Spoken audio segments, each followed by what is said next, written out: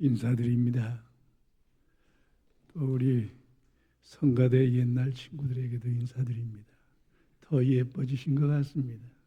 남자들은 더 씩씩해지시고 반가워요.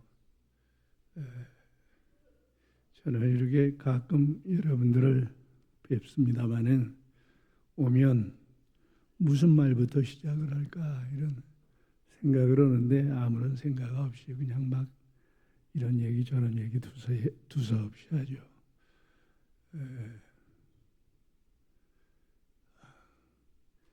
우리 교회 보면 연세 많으신 분들이 많은데 잘못하면 노인 구락부대입니다. 교회 잘못하면 조심해야죠. 젊은 세대가 더 많이 부흥하고 찾아올 수 있는 교회가 되기를 바랍니다. 얼마 전에 제가 잘 아는 분이 목사님 오늘 수술합니다. 그러면서 전화로라도 기도를 해 주실 수 있느냐고. 그래서 여부 있습니까? 하고 전화로 함께 기도했습니다. 수술을 잘 맞춰서 잘 회복되리라고 믿고 또 회복되면 내가 맛있는 커피 한 잔 대접해드리겠다고 약속도 했는데 약속을 지켜야죠.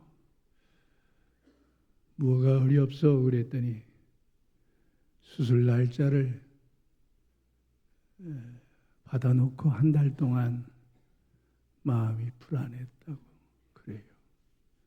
불안한 인간의 한 특징입니다. 저는 언젠가 한 사람에게 나는 평생 불안했어 하고 얘기한 적이 있습니다.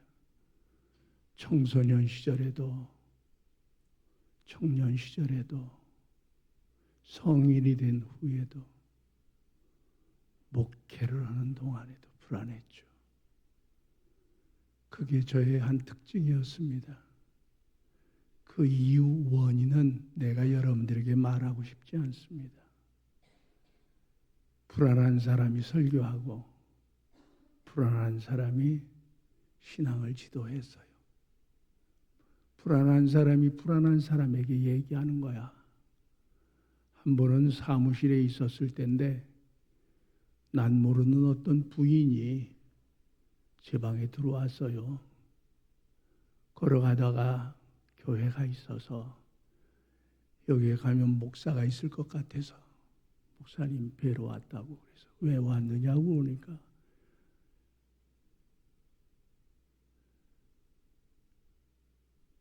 자기 얘기를 좀 하는데 더 이상 듣고 싶지 않았습니다. 그런데 기도해달라고 그래서 나도 걱정이 많은 사람인데 걱정 많은 사람들끼리 기도해도 되겠소? 그랬어요. 그랬더니 웃더라고요. 그렇습니다. 설교하는 사람은 아무 문제가 없어 설교하는 것이 아니에요. 똑같이 여러분들과 같은 병을 앓고 있으면서도 설교하고 또 신앙을 지도하고 그러는 것이 인간입니다. 우리 다 겪고 있는 일이죠. 그렇게 제가 평생 불안했던 사람인데 제가 어느 조그만 농촌교회, 시골교회 얘기를 보니까 이 교회는 나오는 교인이 20명 채 안 될 거예요. 그런데 이 교회에 부임한 목사님이 새로 왔어요. 역사가 한 10년밖에 안 됐는데 목사가 4번이나 바뀌었대. 이 사람이 5번째 온 거예요.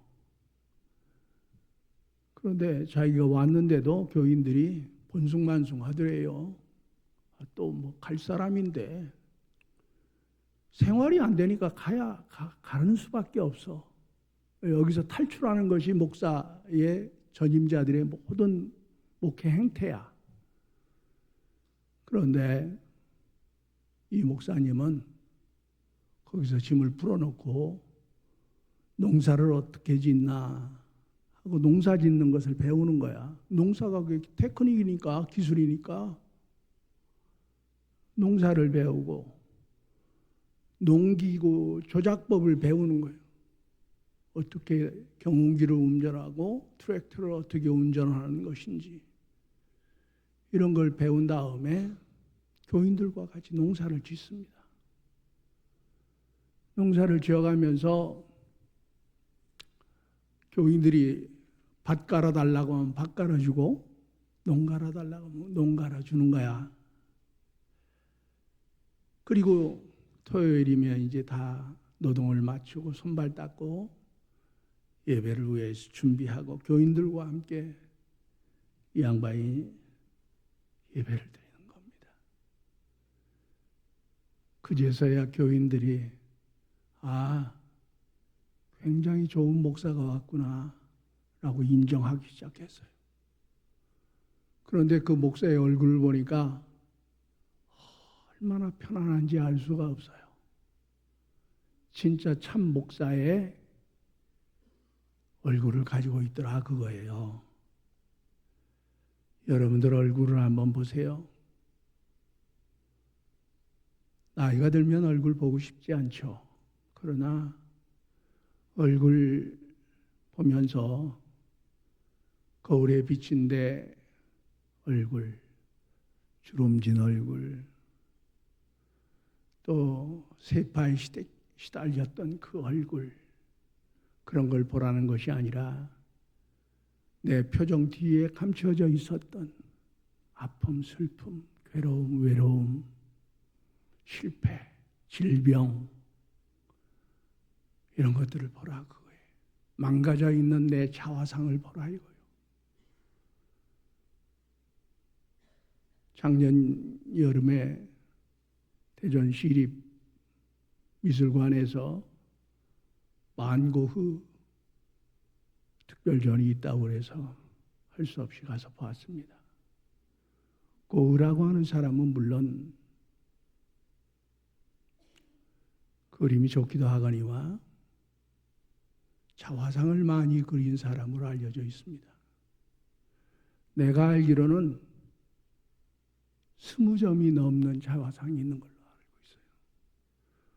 왜 이 사람이 자화상을 그렇게 많이 그렸을까? 그에 대해서 평론가들은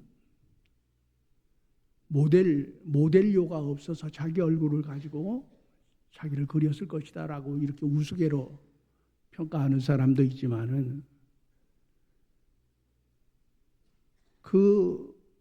제가 아는 10점이 넘는 고흐의 얼굴들을 보면 얼굴 표정이 다 달라. 같은 얼굴인데 이 그림은 분노에 차 있고 이 그림은 병색이 완연하고 이 그림은 가난해 얼굴이. 이 얼굴을 그린 것을 보면 아픔이 있는 그런 얼굴이에요. 그는 자기 얼굴을 그린 게 아니라 자기 마음을 그렸기 때문에 그렇습니다. 우리들은 고흐가 그린 그런 얼굴은 아니라 할지라도 다 똑같이 자기의 아픈 자화상을 가지고 있어요. 그걸 모르는 사람이 어딨나? 멍청하고 바보가 아닌 다음에 내 얼굴 보면 어떤 때는 보기가 싫죠. 그 얼굴 속에 시련에 가득 찼던 나의 과거의 시간들이 거기에 스며 있는 거야. 우리 모두 다 고흐의 자화상과 같은 얼굴을 다 가지고 있습니다. 제가 어쩌다 일이 없을 때 사람을 관찰을 해. 그럼 누구를 관찰하냐면 마누라 관찰해서 뭐해? 애들 관찰해서 뭐해? 지나다니는 사람들 얼굴을 봅니다. 얼굴 보면 얼굴이 끔찍해. 아무런 낙이 없어, 얼굴에. 아무런 기대감이 없는 얼굴들을 가지고 있어요. 아무런 그런 죽어있는 얼굴을 가지고 걸어가는 사람. 또 어떤 사람 길가에 앉아있는 사람. 그런 얼굴의 군상들이 살아있으니까 걸어가는 거야. 그 얼굴을 보면 나는 어떤 때는 끔찍한 생각이 들어요. 심지어 버스를 타고 가는 사람들, 밖에서 이렇게 보면 버스 안에 있는 그 차창 안에 있는 사람들의 얼굴 표정이 아무런 재미가 없어. 웃는 얼굴을 본 적이 없습니다. 20살 먹은 남자 여자애가 데이트하느라고 끌어안고 길가에서 서로 키스를 나누고 그러면 내 가슴이 뛰어. 저게 살아있는 건데 우리는 왜 이렇게 살아가고 있을까? 그런 사람들이 우리고 그런 사람들이 교회에 나오신 거야. 교회에 예수님 당시에 예수님을 따라왔던 사람들 모두가 다 예수님이 진리를 말하니까 그거 들으려고 나온 사람들이 아니야. 어떤 사람 영화 보듯이 관객의 입장으로 예수를 따라온 사람도 있고, 그 양반이 오늘은 무슨 엔터테인먼트 쇼를 보여줄라나 그 기대하고 나온 사람도 있고, 별별 사람들이 다 있었던 거야. 그런데 지나놓고 보니까 아니, 그 사람은 내가 보았던 사람과 달랐어. 그리고서 예수를 받아들이는 것입니다. 그리고 나중에는 그 사람들 가운데 일단이 나는 당신 없으면 못 살아요 라고 생각했던 사람들이 그리스도인이 된 것입니다. 제가 처음에 지금 서두에 내 평생 마음속에 서려 있었던 감정은 불안이었다고 그랬는데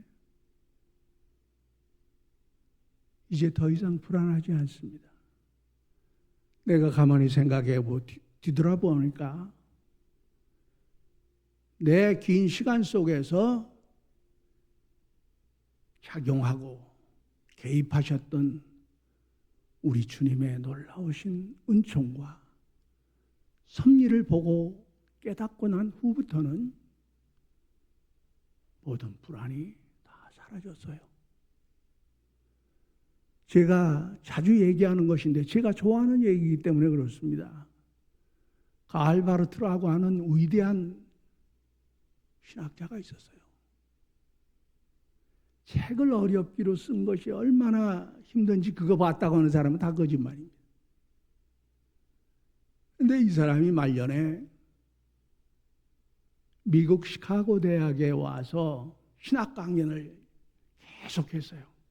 학생들, 청중들 해놓고서 이제 다 마치는 날, 이제 그 청중들의 질의를 받는 시간이 됐습니다. 그러자 어떤 한 사람이 손을 들어 물었어요. 선생님, 지금까지 우리에게 심오한 신앙 얘기를 많이 하셨는데 선생님의 신앙은 무엇입니까? 하고 물었을 때 바르트라고 하는 사람이 지체하지 않고 그 즉시 지금 이 순간에도 주께서 나를 사랑하신다고 하는 사실을 믿습니다. 그랬어요. 난 그 기절이 그 책의 압권이라고 나는 생각했어요. 주께서 이 시간에도 나를 사랑하신다고 하는 그 믿음과 확신이 있을 때 나의 이지러진 자아, 나의 상처난 자아, 마음, 이것이 거둬들여지게 되는 거예요. 다른 방법으로는 안 된다 그거죠. 여러분들이 잘 아시는 얘기가 요한복음 8장에 보면 가늠한 여자 얘기가 있어요. 그 인상적인 얘기입니다. 가늠하다가 요즘식으로 얘기하면 어느 모텔에서 불륜을 저지르다가 잡혀온 거야, 여자가. 잡혀왔는데 율법으로 단죄하려고 하는 사람들이 그 성전 마당에 가득합니다. 인상적이잖아요. 그 장소가 어디냐면 어느 시골 동네의 앞마당이 아니야. 하나님의 성전 마당이야. 전혀 대비가 되지. 그런데 예수께서 그 뭐 다 얘기할 필요 있어요. 죄 없다고 생각하는 놈은 돌로 던져도 좋다. 그런 얘기했더니 갔다는 거야. 그리고 둘이 딱 남았는데 예수가 이 여인에게 한 얘기가 뭐냐면 나는 그대를 죄 있다고 하지 않겠다. 다시 죄 짓지 말라. 이상하지 않아요? 세상은 다 이 여자를 보고 죄인이라고 그래. 너 바람 폈잖아. 근데 예수만은 죄 있다고 하지 않겠다는 거야. 자기가 죄가 없다고 하면 죄가 없는 거요? 여러분 생각해 보라고. 가만히 그 말씀을. 예수가 죄가 없다고 하면 죄가 없는 거냐고. 아마 그 여자도 참 특이하게 들었을 것 같아요. 특이하게. 자기가 죄 없다고 하면 내가 죄가 없어지나? 바람핀 게 이게 무효화가 되는 건가?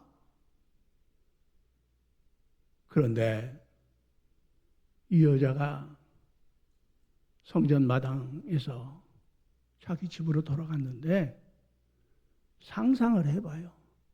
나는 너를 죄 있다고 하지 않겠다. 했던 이 말이 어느 마음씨 좋은 아저씨의 얘기가 아니라 어떤 한 분이 나를 용서하셨다라고 하는 생각으로 바뀌는 겁니다. 나는 그 여자가 자기 귀 속에서, 마음의 귀 속에서 계속 그 말이 울려 퍼졌을 것 같아요. 메아리처럼. 나는 너를 죄 있다고 하지 않을 것이다. 다시 죄 짓지 마라. 라고 했던 말이 이상하게 자기 마음속에 파고들었다 이거예요.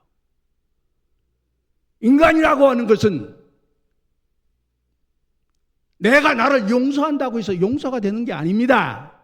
그게 현대 심리학의 맹점이야. 야, 너 자신은 용기 있게 해. 너 잘했다고 생각해. 못한 게 아니야. 그따위 얘기가 아니야, 그게. 그게 성경과 심리학의 다른 점입니다. 내가 나를 격려한다고 해서 격려가 되지 않고 내가 나를 용서한다고 용서가 안 되는 거야. 내 자아가, 내 마음이.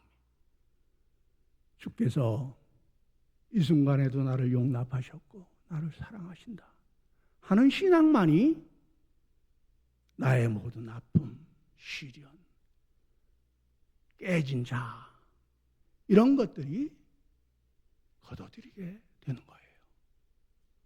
이것을 아셔야 해. 지금 바울이 무슨 얘기를 해요? 그런즉 그랬어요. 그런즉이라고 한 말은 앞말씀과 뒷말씀을 연결해 주는 다리와 같은 역할이요. 그런즉 누구든지 그리스도 안에 있으면 새로운 피조물이라. 이전 것은 지나갔으니 보라 새 것이 되었도다. 이게 무슨 선포문 같지 않아요? 선언문 같잖아. 보라 그러지 않아요? 선언문 같아. 이게 굉장한 얘기입니다.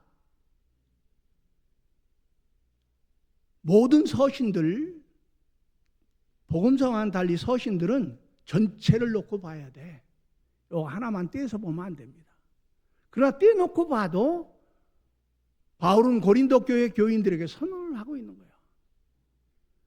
누구든지 그리스도 안에 있으면 새로운 피조물이라. 예전 것은 지나갔으니 봐라 새 것이 되었도다 라고 이렇게 말하고 있습니다. 그런데 앞말씀이 그럼 뭐냐?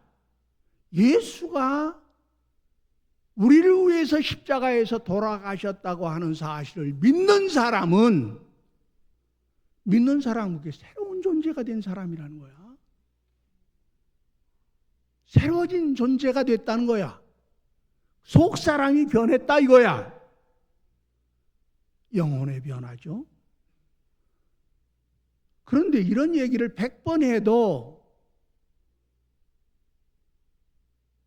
우리들은 정말 내가 변했나?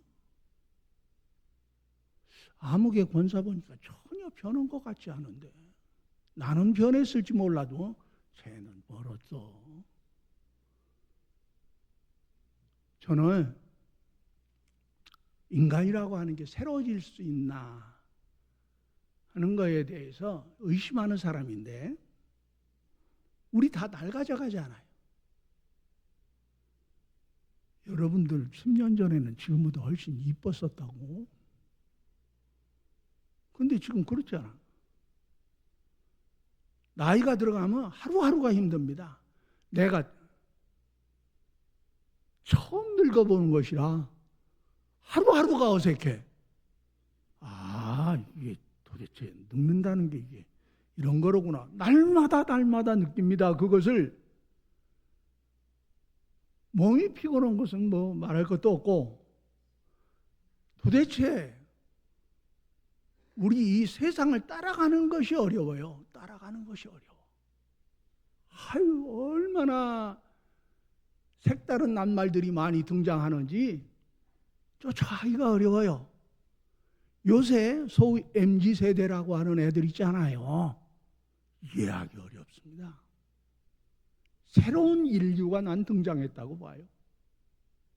정말 이해하기 어려워요. 이해하기 어려워.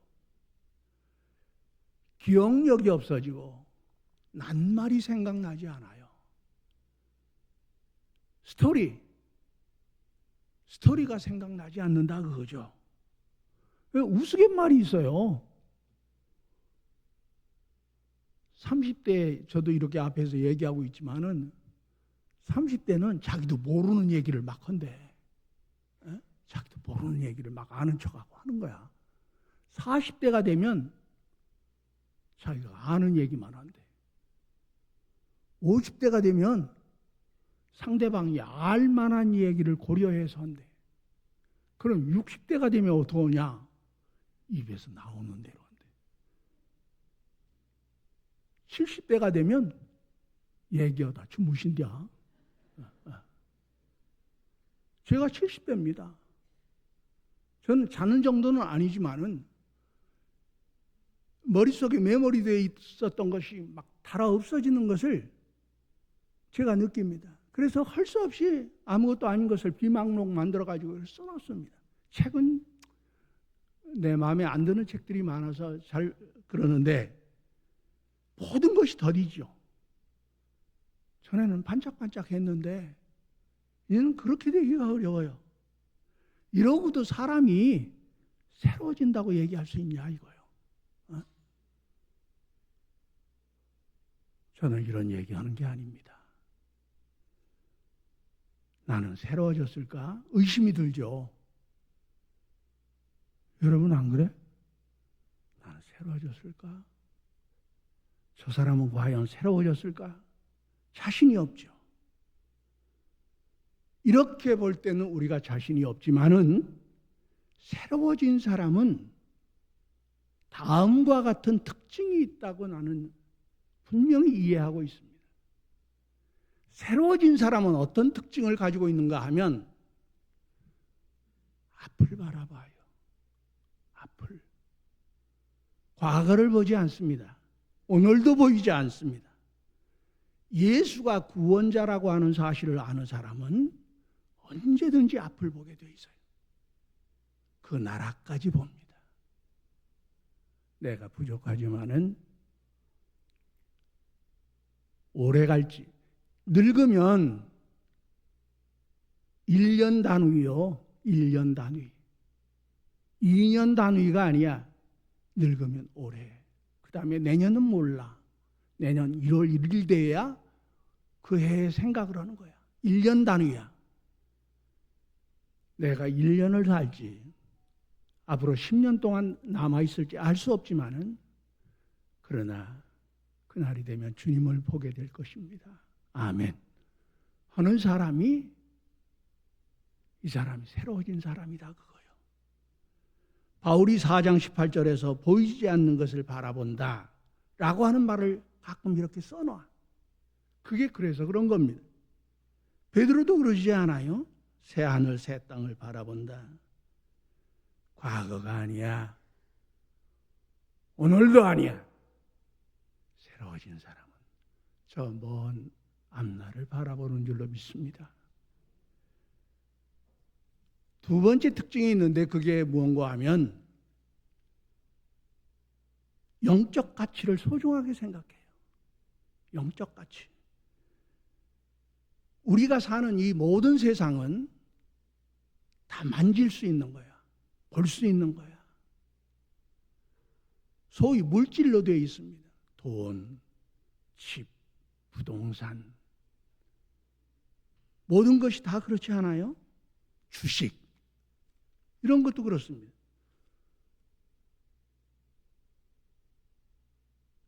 요즘엔 중학생도 주식을 한대요.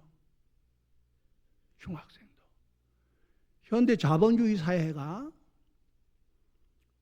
이 학생들을 잘 가르치고 있는 거야. 내가 아는 어떤 젊은 사람은 주식해서 요새 수십억 벌었다고 하는 얘기 들었습니다. 여러분을 따라오면 안 돼. 반드시 망합니다. 따라오면. 여러분들이 사면 느려. 소용없어요.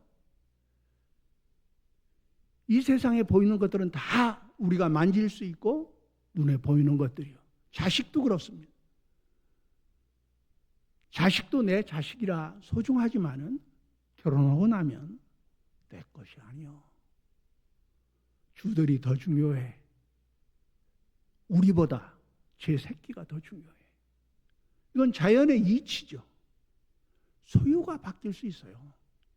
이 세상에 보이는 모든 만져, 촉감을 가지고 있는 것들은 다 소유가 바뀔 수 있습니다. 그런데 기막힌 게 뭔가 하면 그게 아무런 흔적 없이 소리 없이 신호 없이 사라진다는 사실이에요. 그래서 예수께서 말씀하시기를 세상의 재물은 좀이 슬고 동록이 슬고 도적이 있다 라고 그랬어요. 이게 뭐예요? 은밀성이야. 그 공통점이 은밀한 것입니다. 내 것인 줄 알았어. 그런데 어느 순간에 보니까 그것이 나의 소유에서 넘어가 버리는 겁니다. 그러니까 하나님의 뜻을 생각할 줄 알아야 돼요. 하나님의 뜻. 그분의 뜻을 벗어나면 아무런 즐거움이 없는 거다 라고 하는 사실을 이해할 줄 알아야 돼요. 이런 사람이 새로워진 사람이다 그거예요. 또 하나가 있는데 그게 뭔가 하면 겉이 아니라 속을 볼 줄 알아야 합니다. 속이 중요해요. 아우구스티누스라고 하는 이가 그 저술에서 밖으로 나가지 말라. 네 자신에게 돌아가라. 거기에 진리가 있다. 참 기막힌 겁니다. 밖으로 나가지 말고 네 자신에게 돌아가라. 거기에 진리가 있다. 탕자가 돌이켜 자기 아버지에게 돌아갔던 것처럼 그렇게 돌아가라 그랬어요. 그래야 우리의 속사람이 강화가 되는 거예요. 그것을 지금 현대 사회가 상실했어요. 맛집 찾아다니고 핫스폿 뭐 여행 다니고 그러더라고. 젊은 시간을 다 보내. 이 미디어가 악마의 역할을 하고 있는 겁니다. 지금 저는 하루에 일과가 아침에 걷고 저녁에 걷습니다. 또 잠깐 책을 보는 거, 그리고 모임에 다녀오는 거, 그러는데 새소리가 안 들리죠. 아무런 살아있는 흔적이 없어요. 들판이나 산에 가보면. 그런데 이게 봄이 되면 마치 해방된 것처럼 모든 살아있는 것들이 쏟아져 나오는 거야. 그걸 보면 신기하죠. 흙빛으로 죽은 줄만 알았던 것이 싹이 돋고 벌레가 나오고 막 그러는 겁니다. 속에 생명이 있었어요. 우리 예수 믿는 사람은 똑같이 늙어가고 똑같이 망가져가는 것 같지만 속에 주님의 생명이 있어요. 이것을 여러분들이 꼭 믿으시기를 바랍니다. 고린도후서 4장 10절에서 바울이 예수의 죽으심을 몸에 짊어짐은이라고 했어요. 예수의 죽으심을 내가 믿으면 그런 얘기예요. 그런 사람은 부활의 생명에서 움튼다 이겁니다. 저는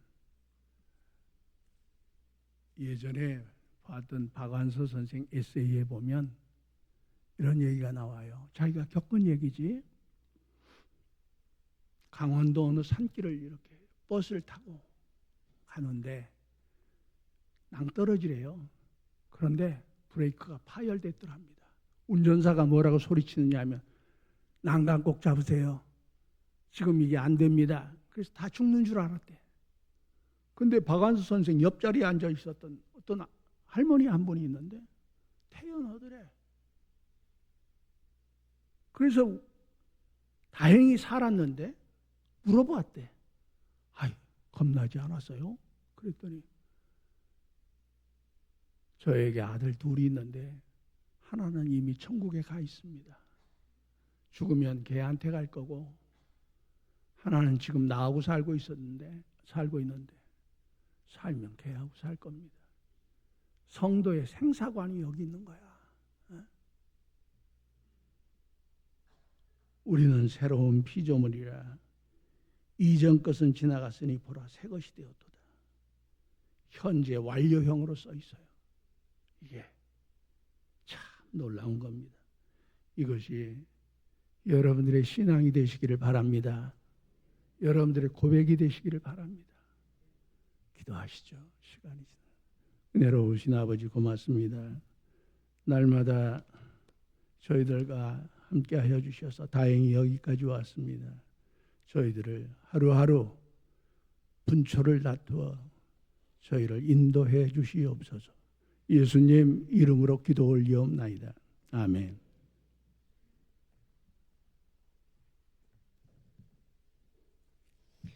우리 찬송